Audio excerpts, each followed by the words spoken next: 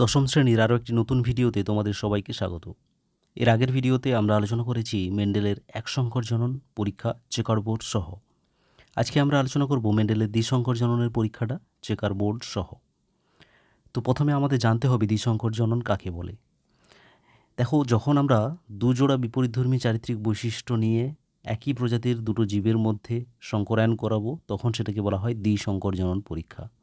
অর্থাৎ এখানে বৈশিষ্ট্যগুলো দুজোড়া থাকবে। ওকে, তাহলে এখানে আমরা দুটো উদাহরণের সাহায্যে এই পরীক্ষাটা দেখে নেব। তো এখানে আমরা দ্বিসংকর জননের জন্য দুজোড়া বিপরীতধর্মী চারিত্রিক বৈশিষ্ট্য হিসাবে বৈশিষ্ট্যগুলো যেগুলো নিয়েছি সেগুলো হচ্ছে লম্বা, গোল বীজযুক্ত একটা মটর গাছ, এর সঙ্গে বেঁটে কুঞ্চিত বীজযুক্ত মটর গাছ। তাহলে এগুলো কি? এগুলো হচ্ছে পি জনু, পি জনুর ফিনোটাইপিক। এগুলো হচ্ছে ফিনোটাইপ। এদের জিনোটাইপ কি হবে? এদের জিনোটাইপ হবে, তাহলে বেঁটের জন্য আচ্ছা আগে প্রথমে লম্বার জন্য ক্যাপিটাল টি, গোলের জন্য ক্যাপিটাল আর, বেঁটের জন্য স্মল টি, কুঞ্চিতের জন্য স্মল আর। এগুলো হচ্ছে জিনোটাইপ। ওকে, তারপর এখান থেকে গ্যামেট উৎপন্ন হবে। এখান থেকে কি গ্যামেট উৎপন্ন হবে? Capital T, capital R. এখান থেকে তৈরি হবে স্মল টি, স্মল আর।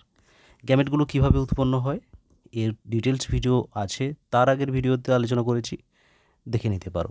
তাহলে এগুলো হচ্ছে পি জনুর গ্যামেট। ওকে, তারপর এই গ্যামেটের মিলন হবে,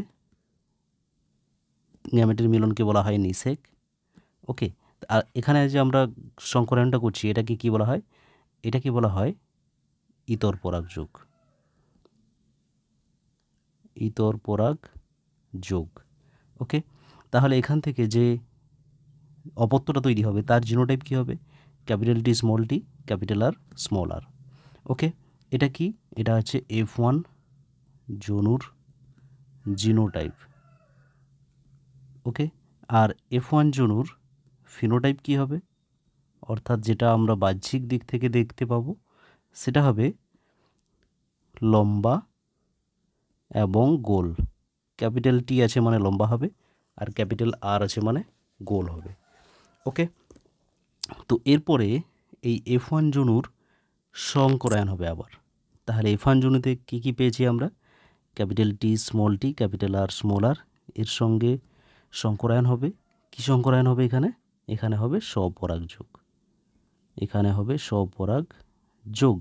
তাহলে স্বপরাগ যোগ হলে সেম জীবদেহ হবে, অর্থাৎ capital T, capital R, small R. এগুলো কি হবে তাহলে?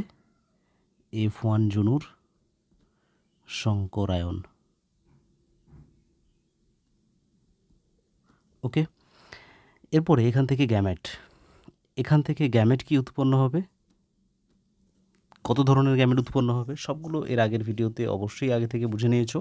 তাহলে এখান থেকে গ্যামেট উৎপন্ন হবে 4 রকমের। একটা হচ্ছে ক্যাপিটাল টি, ক্যাপিটাল আর, তারপর হবে capital T, small R, capital T, small R, তারপর হবে small T, capital R, small T, small R. এখান থেকেও একই রকম, capital T, capital R, capital T, small R, small T, capital R, small T, small R. এগুলো হচ্ছে F1 জনুর gamete. তারপর এই গ্যামেটগুলো মিলিত হবে, এর জন্য আমরা চেকার বোর্ড আঁকব। তাহলে এখানে একটু বড় চেকার বোর্ড হবে।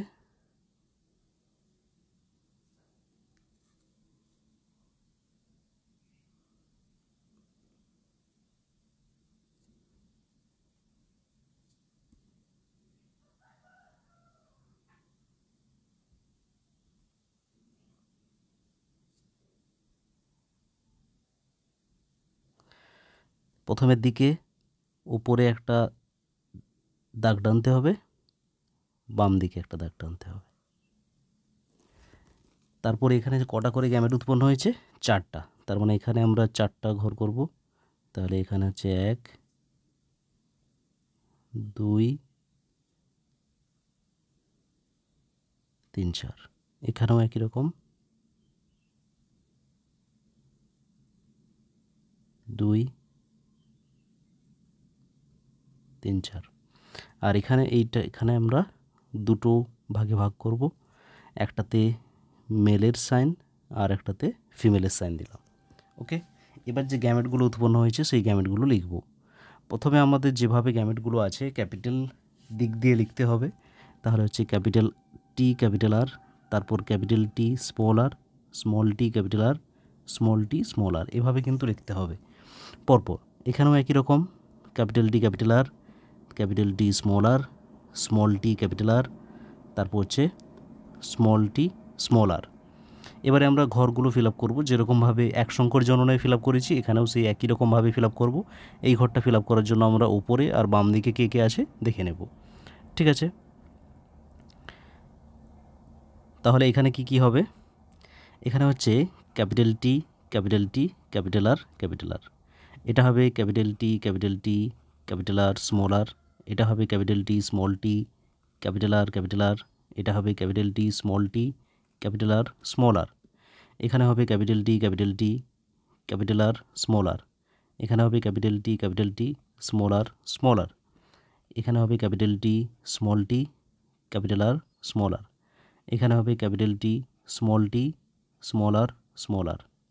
ওকে, তারপর এখানেও capital T small T capital R capital R, এখানে হবে capital T small T capital R small R, এখানে হবে small T capital R capital R, এখানে হবে small T capital R small R, এখানে হবে capital T capital R small R, এখানে capital T small R small R, এখানে small T capital R small R, এখানে সবগুলো স্মল হবে।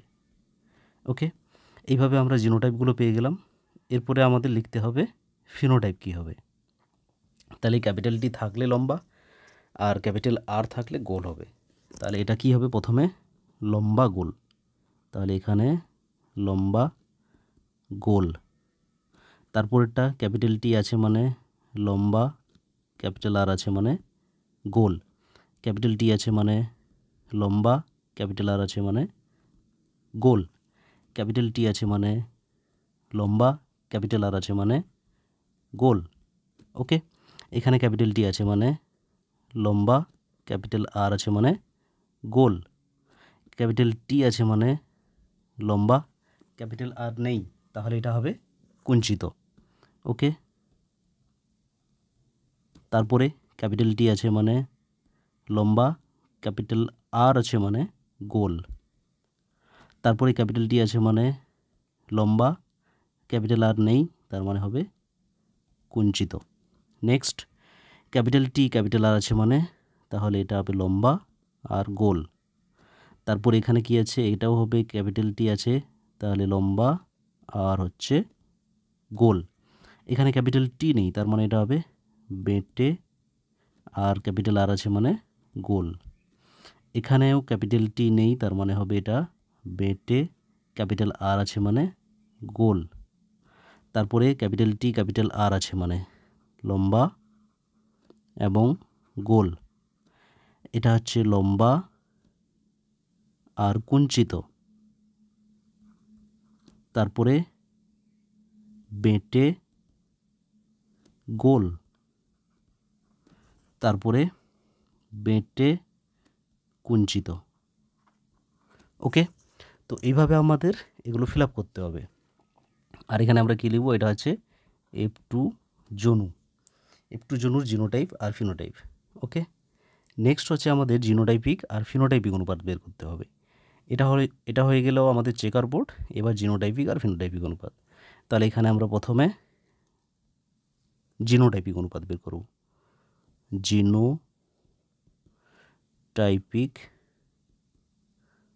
অনুপাত কি কি জিনোটাইপ আমরা পাচ্ছি সেটাকে আমরা লিখব। ঠিক আছে, দেখো তাহলে এখানে আমরা প্রথমে capital T capital R capital R এটা পেয়েছি।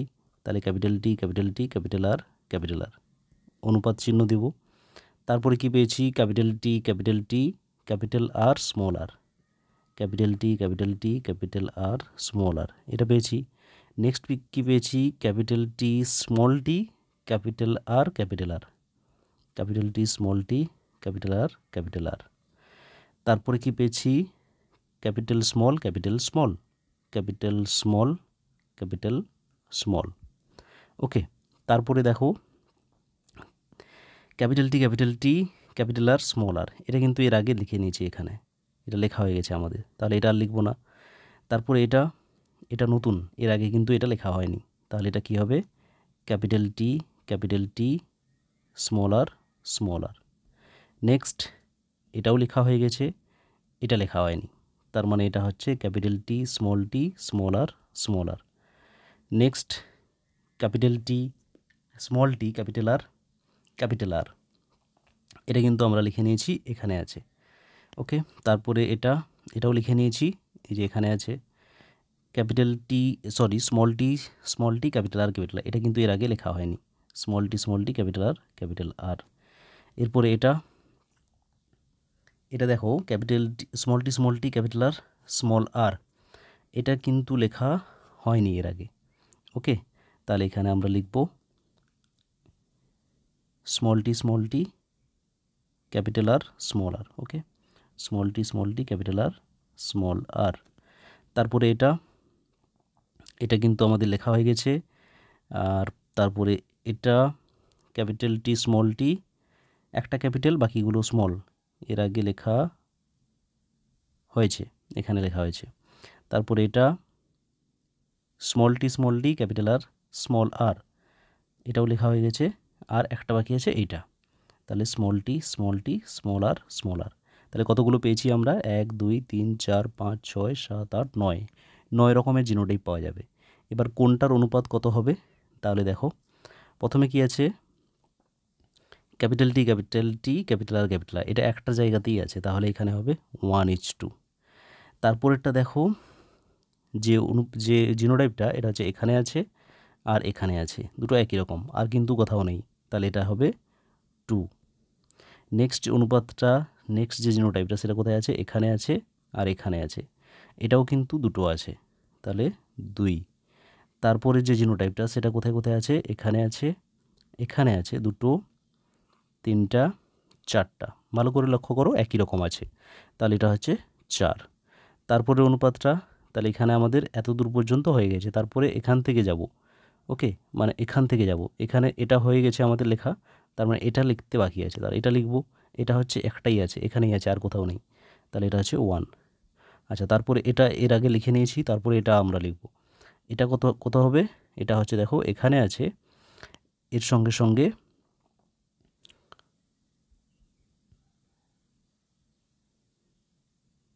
এখানে আছে, তাহলে দুটো আছে, তাহলে এখানে 2। তারপরে এ দুটো হয়ে গেছে আমাদের লেখা, এরপরে এটা লিখব, এটা হচ্ছে একটা জায়গাতেই আছে, তাহলে এখানে হবে 1। এরপরে এটা লিখতে হবে, এটার সঙ্গে এটা একই আছে, তাহলে 2, আর বাকি থাকলো তাহলে এটা 1, তাহলে 1:2:2, 2:4:2, 1:2:2, 1:2:1, এগুলো হচ্ছে আমাদের জিনোটাইপিক অনুপাত। এরপরে আমরা লিখব ফিনোটাইপিক অনুপাত। ওকে, ফিনোটাইপিক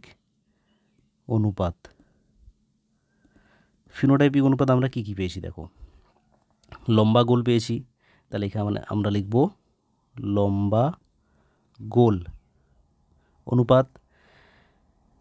কতগুলো লম্বা গোল আছে দেখে নাও, 1 2 3 4 5 6 7 8 9, তাহলে এখানে আমরা 9 লিখে নিলাম। ওকে, এরপর কি পেয়েছি, এতগুলো আমাদের পরপর হয়ে গেছে, এখানে লম্বা কুঞ্চিত আছে, লম্বা কুঞ্চিত, তাহলে লিখব এরপরে লম্বা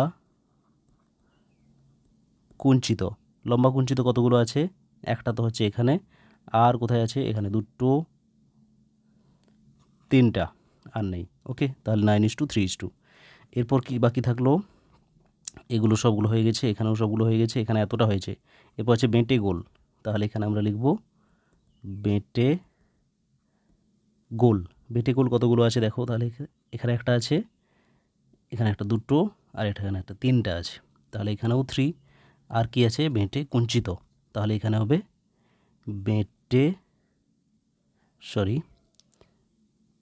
এখানে হবে অনুপাত দিয়ে বেটে কুঞ্চিত। বেটে কুঞ্চিত কতগুলো আছে?